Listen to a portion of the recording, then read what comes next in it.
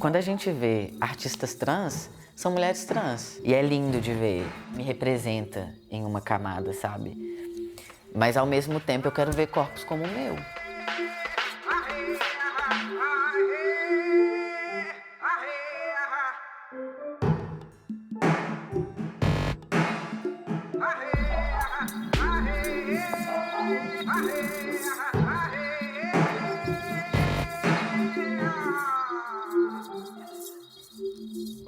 Nunca tinha ido no museu, nunca tinha ido numa exposição, desconhecia o mundo da arte, assim, total. E aí, quando eu fui para a universidade, eu passei por alguns cursos antes de chegar nas artes visuais. Eu fiz sistemas de informação, engenharia de produção e letras, e não me identifiquei assim, e falei, cara, eu preciso de uma graduação, vou fazer artes. Cheguei na Belas, na Escola de Belas Artes da UFMG, e descobri um mundo. Tudo começou com essa performance aqui. Foi uma performance que durou 44 dias, esse macacão inclusive, ele estava nela. Quando eu entrei para Belas Artes, conheci o mundo da arte, eu tive várias questões assim com as instituições, tipo com as galerias, com os espaços institucionais, porque eu sentia um não acesso assim. E falei, vou fazer uma performance em que eu vou viver minha vida cotidiana, em que o meu corpo vai ser suporte dessa performance, e que essa arte vai atravessar o ônibus que eu pegar, a sala de aula, o bar, as festas, tudo. E aí por 11 dias eu vesti o macacão, por 11 dias eu vesti as roupas do meu pai e por 11 dias eu vesti as roupas da minha mãe. E aí depois, 11 dias eu voltei no macacão de novo, assim. E aí eu comecei a perceber o quanto que, dependendo da roupa que a gente veste e de qual performatividade a gente tem, o tanto que o outro muda quando se relaciona com a gente. Com o macacão, as pessoas nem me olhavam muito, só considerava que, sei lá, eu tava indo pro trampo. Com as roupas do meu pai, um sapatão, suave, nada demais. E aí, com as roupas da minha mãe, parecia que todos os caras se sentiam à vontade para me interpelar. Isso mexeu muito comigo, assim, sabe? Como que o meu corpo se tornava público quando eu carregava os signos da feminilidade, assim. Isso foi em 2017, né? E aí a minha ficha caiu, assim, da minha reidentificação de gênero em 2019. Esse livro aqui foi o meu caderno de processos de relatos dos 44 dias. E aqui tá tudo, assim. Quando eu chegava em casa e pensava, ou às vezes alguma coisa acontecia comigo na rua, sabe? Ele acompanhou, assim. Eu acho que ele é o registro mais memória.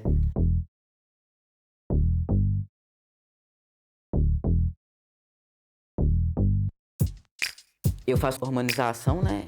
Enquanto uma pessoa transmasculina, com testosterona. E meu corpo tá mudando, né? Meus músculos estão saltando, meu rosto tá mexendo, assim, minha voz. Eu tô sentindo mais plasticidade nele, sabe?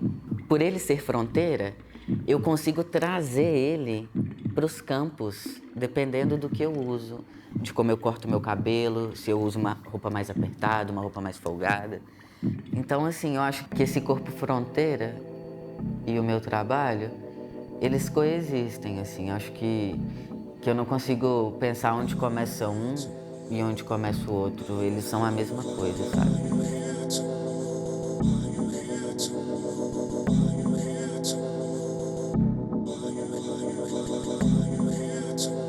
Bom, aqui tem duas obras, na verdade. O Fiar-a-Chuva veio da minha época cis, assim, em que eu estava fritando em linhas e que eu estava fritando no vermelho. E que eu estava fritando no ser mulher. Inclusive, vem tudo dessa época aqui. Essa é a Enciclopédia da Pós-Família, da década de 70. E aí são 20 volumes. Como a mulher deve se vestir, como ela deve cuidar dos filhos, como ela deve planejar a viagem. E aí as coisas começaram a explodir vermelho. E aí eu recebi essa imagem de um ponto que se abria em linhas, assim, no piscinão da escola. assim. Eu peguei um emaranhado de barbante vermelho, tingi eles de vermelho, embolou tudo, fui desembolando, preguei esse ponto, pá, e taquei os barbantes em cima, assim. E o fiar à chuva, ele veio depois, porque esses fios que estavam jogados, eles começaram a descer e a pingar no espaço. Às vezes os acontecimentos, né, já são arte, assim, acho que a vida é isso, assim, um emaranhado de circunstâncias que viram arte, assim. As performances que eu tenho, né, que são com o celular, o Jogo do Outro, o Mirat e o Cyberorg. Surgiu em 2017, né, a gente tinha saído do movimento de ocupações de 2016 e a gente tinha lidado com a mídia oficial não me veiculando corretamente o que era o movimento, assim. E aí, quando chega 2017, as manifestações ainda carregavam essa fama, né, de vandalismo, que vem lá de 2013, de black bloc, quebradeira, vandalismo, destruição de patrimônio, etc e tal. Eu falei, cara, enquanto artista visual, a gente cria imagem. A gente está disputando imaginário aqui. A mídia está construindo um imaginário e a gente, enquanto artista, a gente pode construir outro imaginário. E a minha preocupação era gravar em câmera subjetiva. Vou colocar um celular na minha cabeça e vou mostrar o que tá acontecendo aqui. A galera tomando um latão ali, tipo família, sabe? E aí eu tinha que colocar o celular na câmera de selfie, porque eu ia configurar ele aqui, ligar, colocar para gravar, posicionar e foi. E aí eu fui testar isso com os meus amigos, assim, a gente saiu da aula e tinha manifestação no outro dia. E a gente foi pro bar do Cabral. Quando eu cheguei no bar com o celular assim espelhado, as pessoas se transformavam assim. Elas se montavam, elas consertavam o cabelo, elas tipo ajeitavam a roupa. E eu deixava de existir, porque as pessoas estavam se vendo ali e não conseguiam parar de se ver. E aí eu fiquei pensando nesse mito do Narciso do século XXI, sabe? Dessa câmera de selfie que é um vórtice que te consome, te leva embora, assim, né? Depois que eu fiz isso, eu fiquei tão assustada, assim, eu fiquei tão, meu Deus do céu, tô mexendo com coisa muito séria, não dou conta ainda de mexer com isso. Eu aposentei, e aí o Mirat vem em 2019, que eu falei, cara, eu tenho que lidar com isso, não tem como, assim. Comprei uma roupa meia fina, preta, assim, fui tipo um corpo sombra, assim. E aí eu me anulei completamente, e eu era só a máscara, só o espelho, só o outro. Eu acho que quando a gente se relaciona, quando eu relaciono com vocês, quando vocês se relacionam comigo, é mais sobre a gente do que sobre o outro, de fato, sabe? No sentido de... Quando você carrega o espelho, que deixa essa relação mais explícita ainda, sabe? No sentido de que quando eu me relaciono com você, eu tô me relacionando em várias camadas comigo mesmo.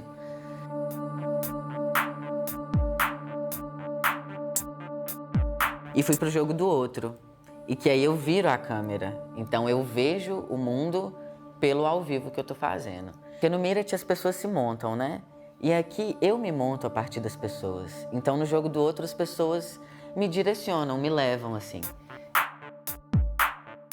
Vai até tal lugar e faz tal coisa, vai no seu lugar favorito da cidade, dá um abraço no fulano, ajuda o cara que tá vendendo picolé a vender picolé, entra nessa loja de música e toca um violão. As pessoas vão construindo a minha performatividade, né? A minha identidade, assim, no jogo do outro.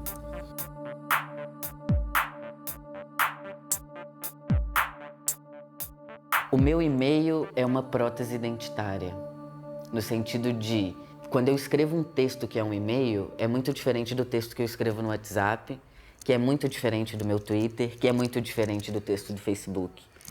Então eu sinto que o meu e-mail é uma camada da minha identidade, o meu arroba no Instagram é uma outra camada da minha identidade.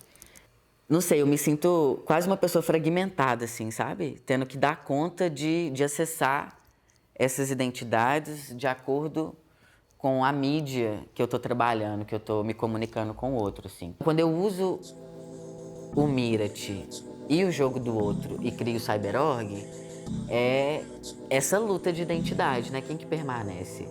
Ou será que é tudo embromado e a identidade, ela não é estática, mas ela é volúvel e volátil?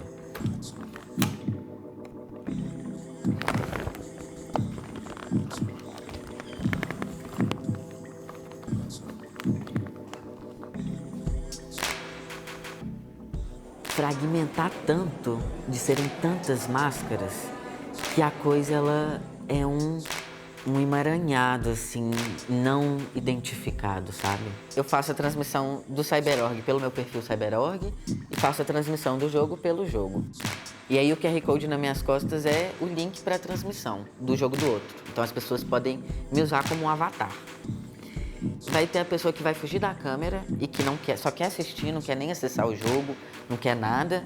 Vai ter a pessoa que vai acessar o jogo e que vai me controlar para eu relacionar com o outro.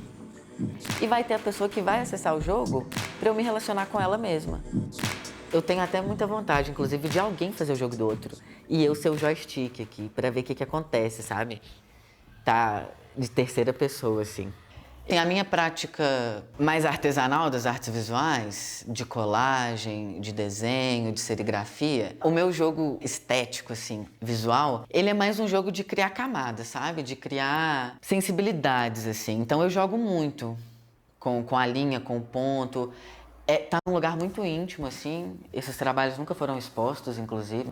É o meu privado, sabe? É quando eu sento na minha mesa e vou trabalhar, assim. A colagem, eu acho que é uma das mídias, assim, que eu mais curto, assim. Então eu vou trazendo esses documentos e essas outras materialidades que habitam o meu imaginário, assim, vou colocando tudo junto. E vou criando imagens a partir disso.